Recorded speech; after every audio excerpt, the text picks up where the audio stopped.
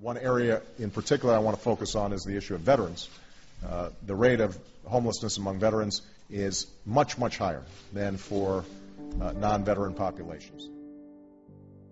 President Obama isn't the only one concerned about homelessness among America's brave. Republican Congressman Steve Buyer of Indiana is also worried, especially for a particular group of veterans, the women. There's this assumption that they just went back into society. And what we're learning is that there is now a growing prevalence of women whom are veterans and have dependent children. And I find it deeply disturbing. So in January, the congressman introduced House Resolution 293 to create a $10 million grant program within the U.S. Department of Labor. The program would provide reintegration services for homeless women veterans and homeless veterans with dependent children. When Florida Representative Janie Brown-Waite heard of the bill, she didn't hesitate to co-sponsor it. Her district has one of the largest veteran populations.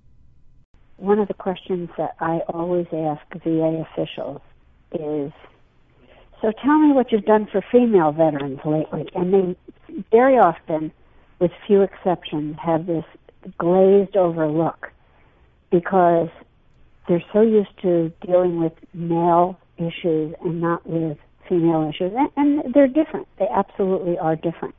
Numerous studies, including one by the Congressional Research Service, have found factors that can make the transition to civilian life difficult for women veterans.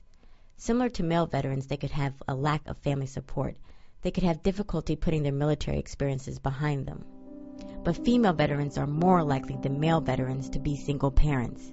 And the VA notes that the women in the military have a higher risk of exposure to sexual harassment and sexual assault than men. That could lead to depression, substance abuse, or post-traumatic stress disorder. Yet these homeless women veterans remain patriotic, such as one Brown-Waite recalls meeting one day. When she came out, she couldn't find a job. She had a lot of emotional adjustment issues. One thing she was very clear on was that issue, was that we were right to go into Iraq. And it's amazing because she said, I only wish I didn't have the mental health problems I have because I'd go back into the military. It is this kind of patriotism that has Buyer hoping that the Senate will take up his request. He says these women veterans' needs should be addressed so that they won't have to live on the streets of the country they vow to defend. It's one thing to take someone who is homeless and bring them into the shelter. The next step is you don't want them to go back out on the streets. So it's how do we then move them from that shelter and move them up the level of self-esteem. And so obtaining their education, finding work for them, when they begin to feel better about themselves, then they can feel better about how they can also care for their children.